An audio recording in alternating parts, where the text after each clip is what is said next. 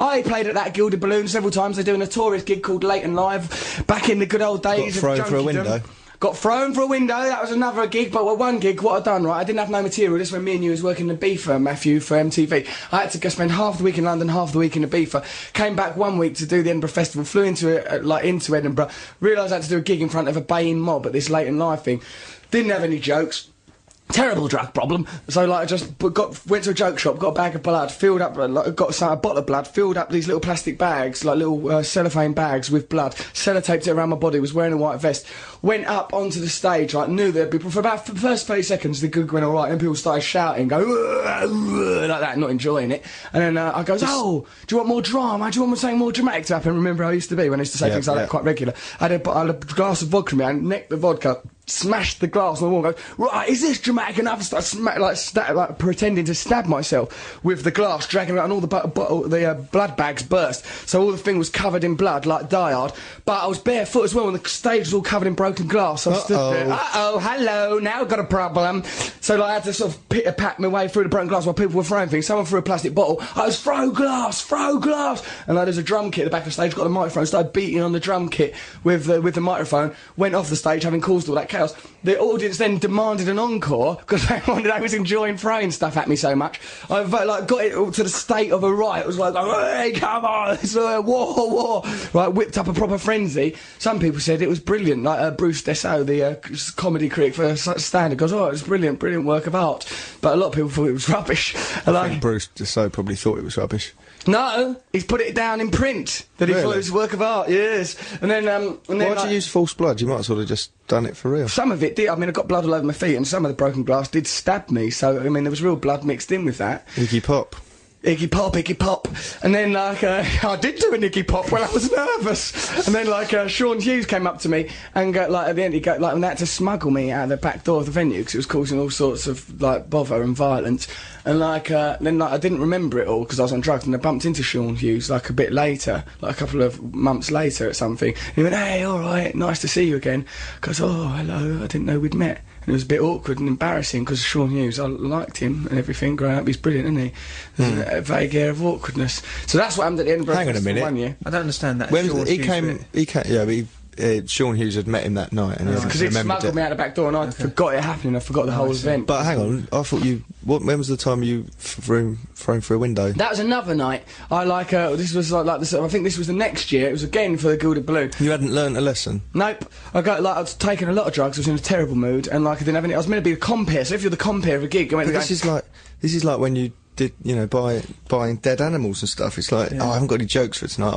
I'll get some false blood. I know, it's a really silly way of approaching comedy. Bizarre. Certainly not funny.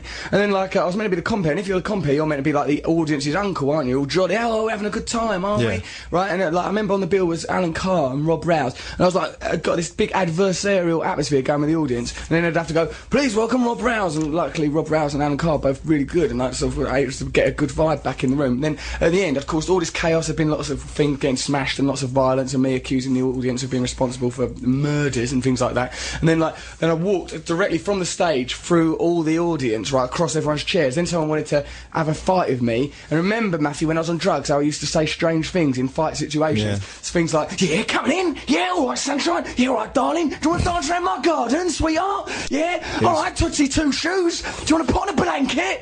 Yeah, do you want to rub me up the upside? Yeah, do you want to nibble my knicker? It used to confuse people, though. It did confuse people. Especially me, I used to back away. He had to watch these ridiculous outbursts. And then, like this bloke, I started trying to bite this bloke. I goes, yeah, come in. I was whispering in his ear, started trying to bite his face. And all the security sort of came up and started getting hold of me, even though I was the act who had just come off stage.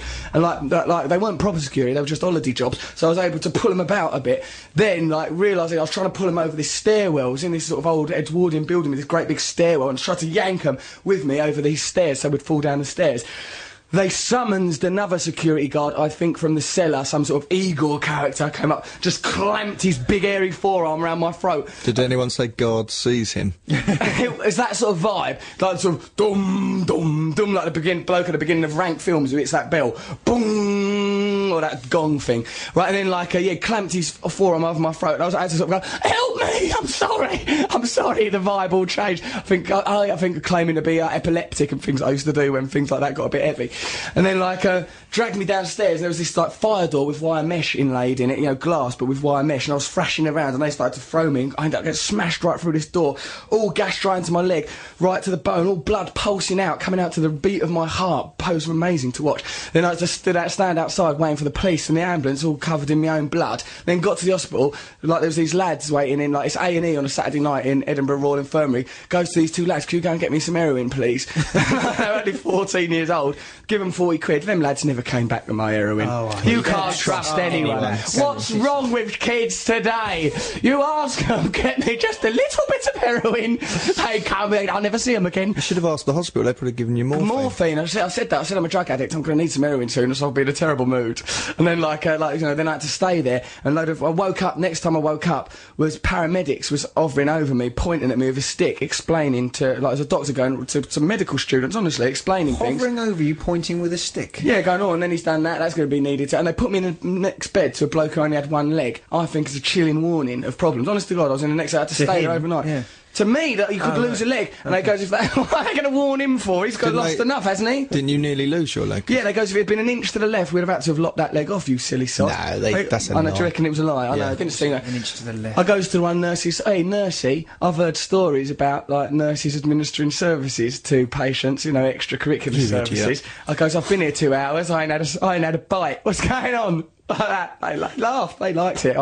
Perhaps they didn't, actually, there was a complaint. They were humouring you, you were just a drunk weirdo in a bed. Oh yeah, I remember that. Then I phoned up the Gilded Balloon phoned up, like Karen Corrin, this lovely lady who's in charge of the Gilded Balloon, phoned up and goes, "Russell, what's going on?" I goes, "Yeah, there was a bit of bother, I might be late for tonight's gig." She goes, "We're not having you back there ever again. You're mad."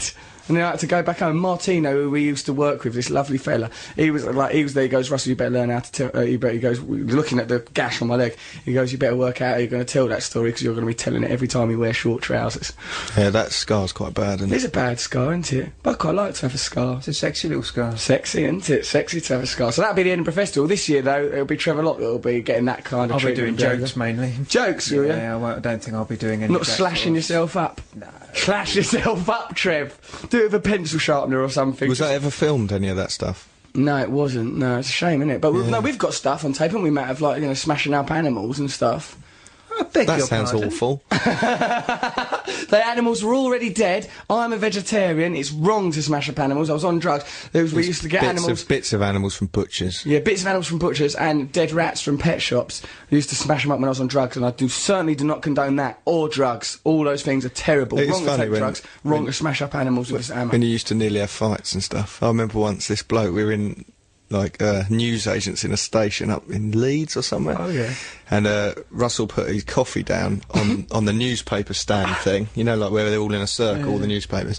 Put his coffee down, and this bloke took the newspaper underneath the coffee, and the coffee had a lid on it, but he started to roll off the thing. The bloke was in the wrong. Yeah.